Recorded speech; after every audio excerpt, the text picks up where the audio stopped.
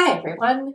What we're going to do in this video is install plugins. I know I mentioned it in a previous video, but I didn't go through the plugins that I like using, and that is what we're going to do in this video. So we go to plugins and click add new, and as mentioned you get this screen. So the first plugin I always recommend is Yoast, and Yoast is for SEO. And it allows you to optimize every single page of your website and every single blog post so that you can tell Google what it's about and where that page, what sort of content the page has and the focus keyword of that page. So what you're going to do is click install now, and wait a second while that installs.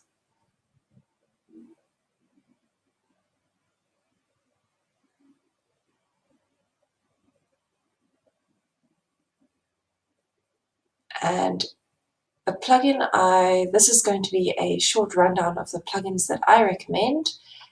And excellent. What you're going to do, every time you install a plugin, you're going to activate it.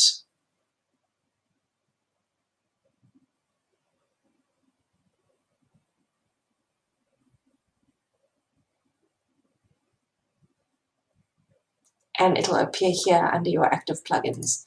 And then what you can also do is add a plugin by uploading one. And if you buy a plugin or download a plugin from a third-party website, you'll be able to download the zip file. And to upload a plugin, on the previous page you saw that I clicked next to add plugins, you go upload plugin, and you upload the zip file. And you click here to choose file. I will just be pausing and I'll fetch the file quickly and upload it, and we'll be right back. Excellent, I've found my plugin, and then I click install, and it will then upload the plugin, and then you'll have the chance to activate plugin. Every single plugin you upload has to be activated if you want it to work on your website. So we'll give that a sec to activate. There we go. Now we've got 2 plugins. Then you can continue to add plugins. There's a couple that I recommend, and the one that I think is excellent is to compress JPEG and PNG images on your website. And that is by a company called TinyPNG, and it's called Compress JPEG and PNG images. So if you type in compress JPEG, it should bring up the results.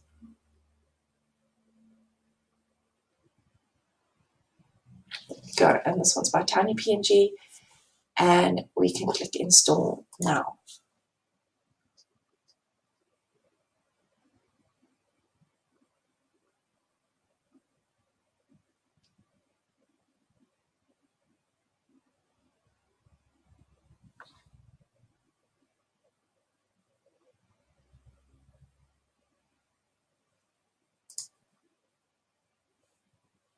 We click activate.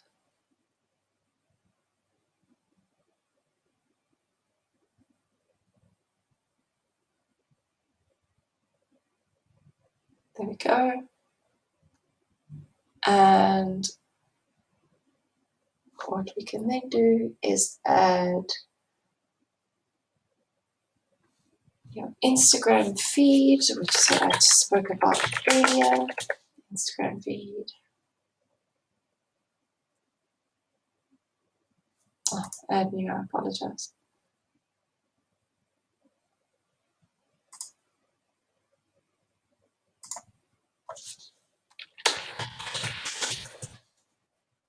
You might not need every single plugin I recommend, but these are really good ones to start with.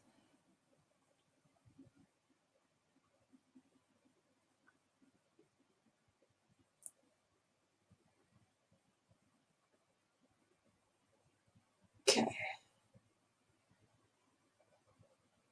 As you can see that there are a couple of options when you install plugins. And it's up to you to choose the one you want, but I have a couple of guidelines about this. As you can see, these two are both very, very good. They're both excellent plugins, and you can see my tips for choosing plugins are as follows. You need to look here, compatible with your version of WordPress, because if it's incompatible or hasn't been tested with your version of WordPress, it might not work. And then you go to all the trouble of installing your plugin and editing it and setting it up correctly on your website, and then it doesn't work. And that is incredibly frustrating and a big waste of time. So you need to vet your plugins properly. You can always Google the plugin name and WordPress plugin after the name. You can Google the makers. This one's made by WebDorado and this one's made by Splashballoon, and check out how reputable the company is and if they offer support for their plugins. You can also look at the number of ratings. This one's got 1,257 ratings, and this has got 152. This has got 80,000 active installs. Basically, how many people are running this plugin on their website now, or how many websites are running this plugin right now. That's 80,000, and this one's 400,000. Yes, this one was updated 5 days ago, and this was updated 3 months ago, but I have experience with this plugin, Instagram feed, instead of this one, and for usability and user friendliness, I prefer this one. So even though it's slightly older, it's got far more active installs and far more reviews. And I know that I've used this on another website and I know it works. So this is the one I'll be going for, and then you can just activate it.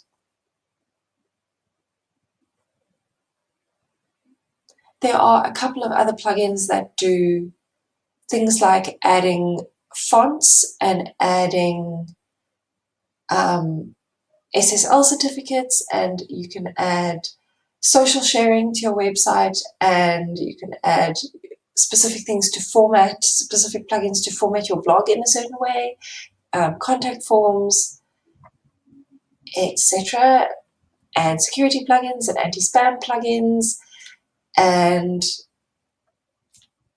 you can really go nuts on plugins and add a whole bunch of features to your website. But at the beginning, it's better to keep your website as simple as possible. And when you run into a usage case where you really need to add the function to your website, that is when you try and look for plugin solutions to your problem. I wouldn't go and add 50 plugins to your website right out the gate, because it might slow your website down. It's likely to slow your website down. You also get plugins that don't work together or that do the same thing. Plugins, I wouldn't recommend installing more than one plugin for one function. For example, there might be 2 plugins that are very popular for search engine optimization. I wouldn't install both. Choose one and run with it. There's many plugins that, for example, work with Google Analytics. Install one and make that one work, rather than trying to install 5, and it actually ends up skewing your statistics or affecting the effective functionality of your website. So it's better to just choose one plugin and then run with it. Once you've installed a plugin, you might have to take other actions to get it to work and integrate properly with your website. So I know that the Tiny PNG plugin I installed earlier, that requires an API key. And I know that this Google Analytics for WordPress by Monster Insights, that also requires you to connect your Google Analytics account to this plugin so that they can talk to each other, because it's no good having the plugin, but it actually doesn't work. It's just then sitting there taking up space on your website, and you'd really like it to work, and there's a purpose to that plugin, that's why you installed it, but it's not doing anything. So half of your work is installing the plugin, and the other half is to get it to talk to your website.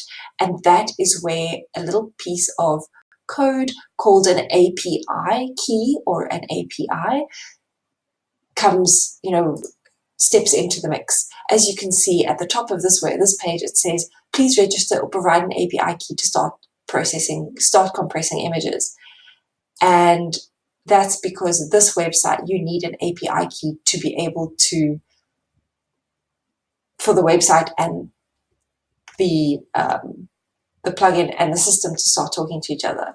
So I will cover setting up particularly the tiny PNG, because that's incredibly important, in another video.